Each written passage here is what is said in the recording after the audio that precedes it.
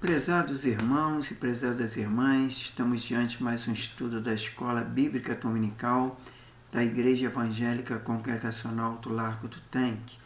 E nós vamos dar continuidade hoje ao estudo da nossa revista, mas nós estamos na lição 7.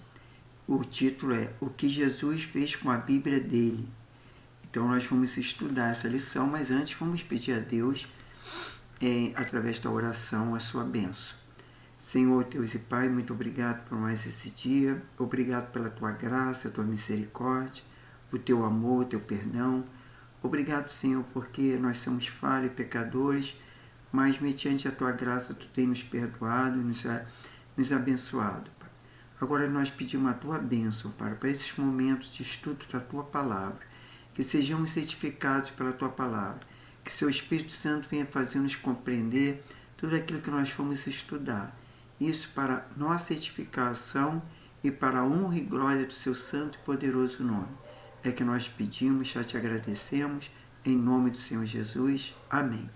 Então vamos dar início à nossa revista e o texto básico está lá em Lucas 24, 13 a 27. Vamos ler o texto básico? Bom, aqui o título, antes do capítulo 13, fala No caminho de Emaús. Neste mesmo dia, ia 2 deles para uma aldeia chamada Emaús, que distava de Jerusalém 70 estádios. Iam falando entre si tudo o que havia sucedido. Indo eles falando entre si e fazendo perguntas um ao outro. O próprio Jesus se aproximou e ia com eles. Mas os olhos deles estavam como que fechados, de sorte que não o conheceram. Então Jesus perguntou, falando, que palavras são estas que, caminhando, trocais entre vós? Eles pararam estreitecidos. Um deles, cujo nome era Cleópatas, perguntou-lhes, és tu o único peregrino em Jerusalém que não sabe das coisas que aconteceram lá nesses dias? Perguntou ele, Jesus, quais? Responderam ele, as que disse a respeito a Jesus de Nazaré, que foi profeta, poderoso em obras e palavras, e diante de Deus e todo o povo. E como os principais sacerdotes e as nossas autoridades o entregaram para ser condenado à morte e o crucificaram. Ora, nós esperávamos que fosse ele que redimisse Israel. Mas agora, além de tudo isso, e já hoje o 3º dia, desde que essas coisas aconteceram. É verdade que algumas mulheres do nosso meio nos surpreenderam, foram de madrugada ao sepulcro, mas não acharam o corpo dele. Voltaram dizendo que tinham tido uma visão de anjo que disse estar ele vivo. Alguns de que estavam conosco foram ao sepulcro e acharam ser assim como as mulheres haviam dito, mas eles não o viram. Então isso aí a gente leu, Lucas 24, do 13 a 27. Então vamos continuar. Então disse-lhe Jesus, falando, honestos e tardios de coração, para que tudo e o que os profetas disseram? Não era necessário que Cristo padecesse e estas coisas entrassem na sua glória?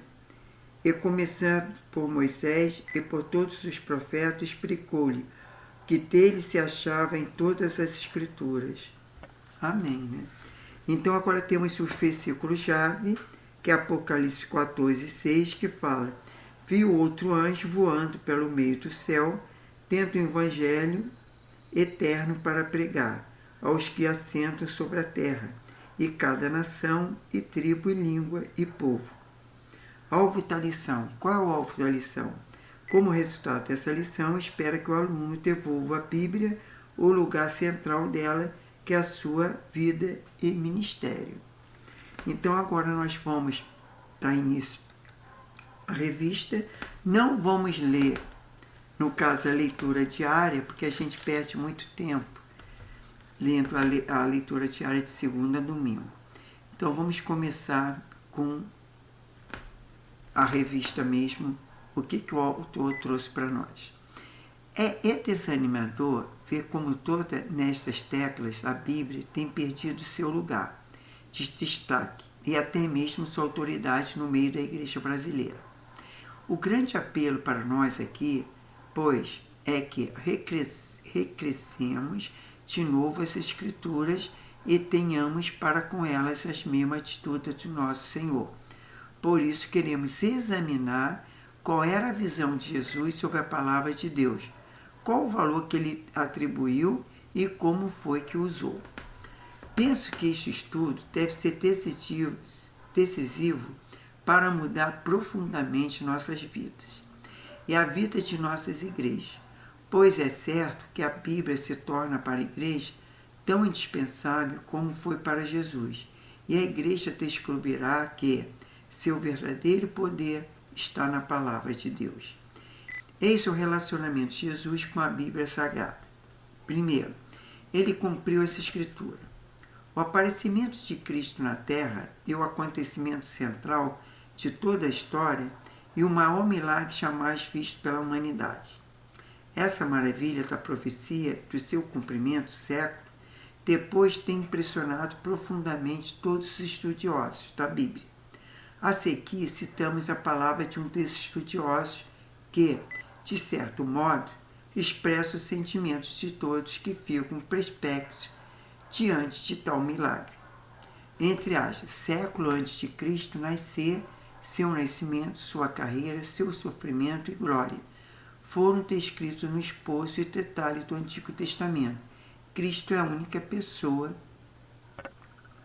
que viveu neste mundo, cujos antepassados, época de nascimento, modo de nascimento, infância, maturidade, ensino, caráter, carreira, pregação, rejeição e morte, sepultamento, ressurreição e ascensão foram escritos previamente, de maneira maravilhosa, séculos antes de acontecerem.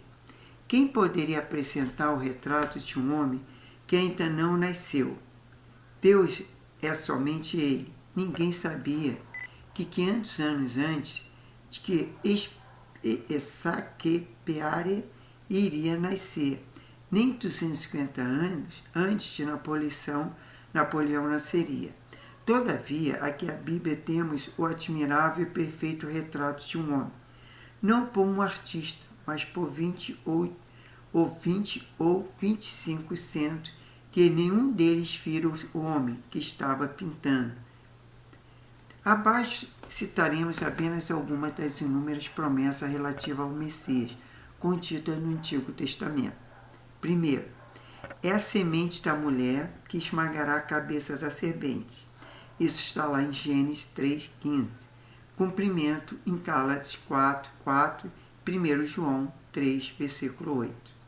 Já no número 2, vem da linhagem de Abraão, conforme Gênesis 12, versículo 1 e 3, Gênesis 17, versículo 7, Gênesis 22, versículo 18 e Gênesis 28, versículo 14. E o cumprimento, João 11, versículo 51 a 52, Gálatas 3, 16 e Hebreus 11, 17 a 19.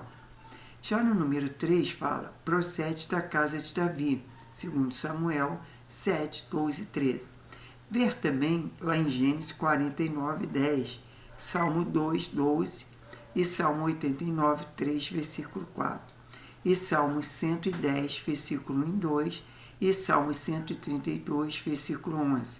Também temos Isaías 11, 1, Jeremias 23, 5 e Jeremias 36, 17, depois pula para 20 a 21.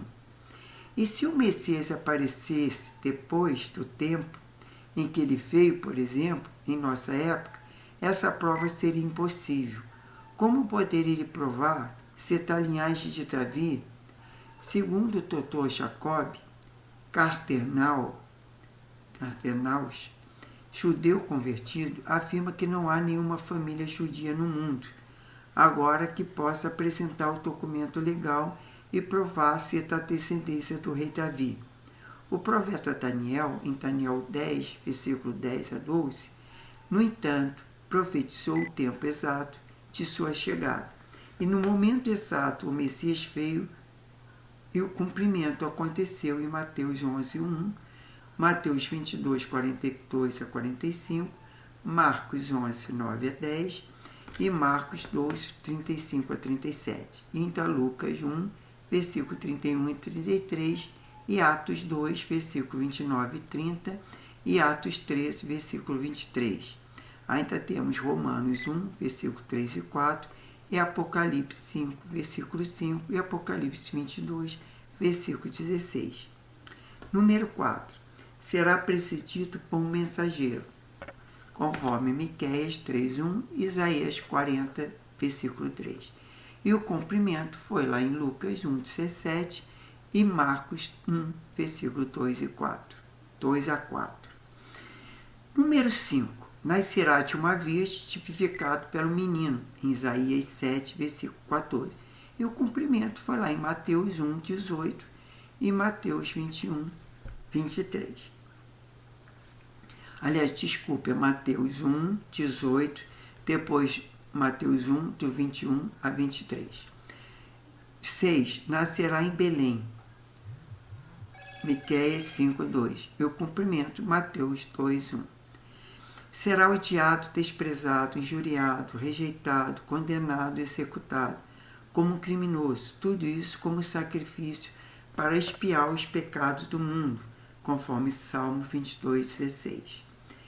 Ainda temos o cumprimento em Mateus 20:28, Mateus 26, 67 e 68, Mateus 27, 30 e João 5, 24 e 25. Também João 19, 18, João 20, 25 e Atos 4, 27. Ainda temos Romanos 15, versículo 3, Hebreus 9, versículo 28, e Hebreus 10, versículo 10 e 1 Pedro 3, versículo 18. Ressuscitará, esse número 8. Salmo 16, 10, 49, 15 e 71, 20. Nós temos Isaías 25, 8 e o cumprimento de Lucas 24, 6, 31 e 34. E Atos 2, 31 e Apocalipse 1, 7, depois Apocalipse 14, 14.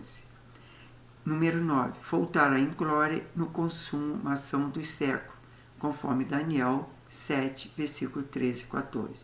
E o cumprimento será em Mateus 26, 64, Marcos 13, 36 e Apocalipse 1, 7 e Apocalipse 14, 4. Tá? Encontramos ainda muitas outras previsões que descrevem o caráter e o ministério de Jesus. Esta, porém, nos basta para ter esse espaço. De fato, Jesus, ele somente apresentou as credenciais perfeitas. Ninguém antes dele ou depois dele fez isso, nem poderia haver alguém no futuro capaz de fazê-lo. Agora, número 2 é o carisma romano, que fala, ele aceitou a sua autoridade, conforme Lucas 18, 31 a 33 e Lucas 24, 25 a 27. O que os escritos bíblicos tinham uma autoridade definitiva e absoluta é doutrina, facilmente encontrada no ensinamento de Jesus.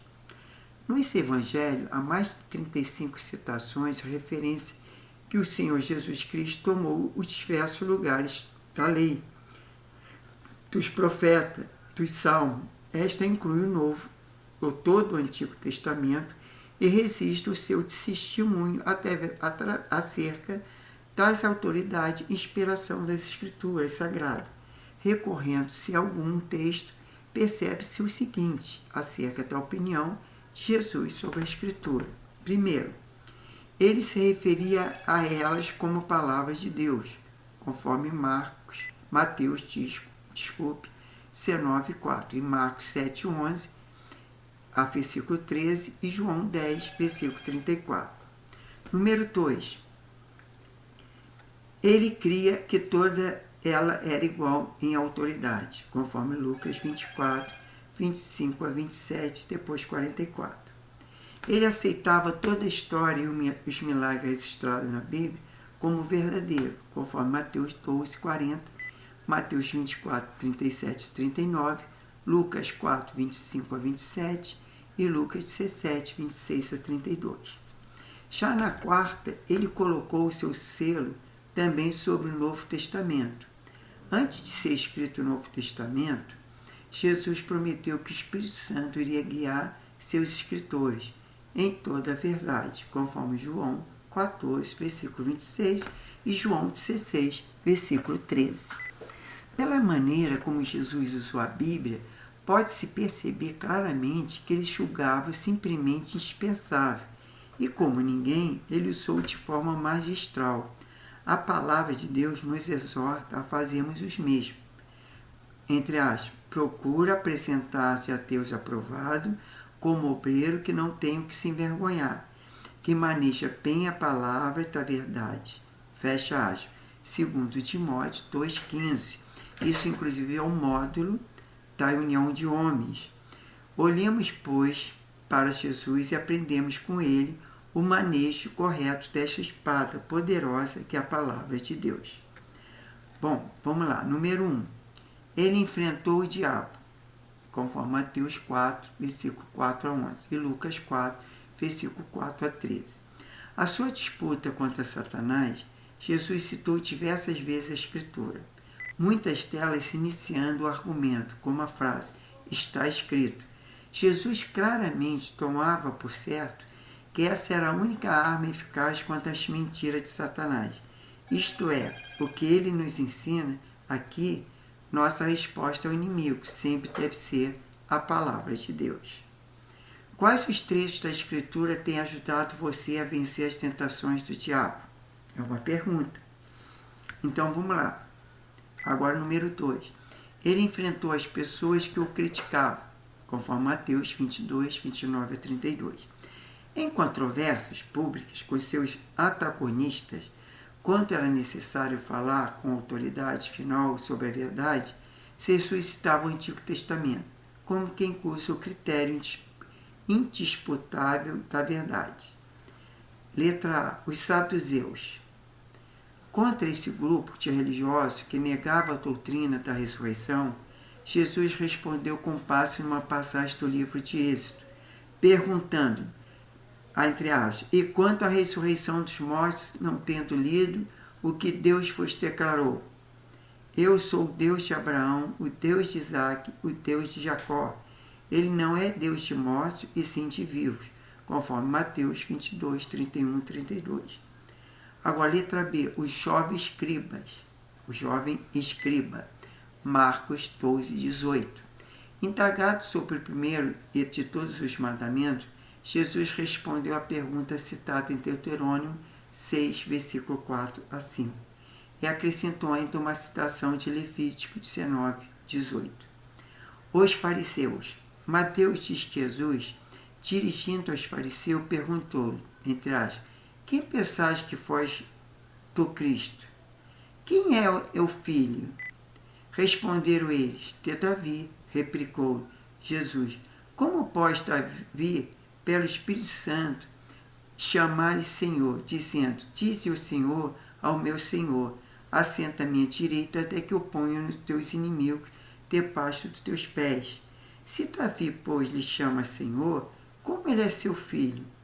E arrematando o incidente, o evangelista deixa claro, entre aspas, e ninguém lhe podia responder palavra, nem ousar alguém a partir daquele dia fazer-lhes pergunta, conforme Mateus 22, 41 a 46 e Lucas 20, 40.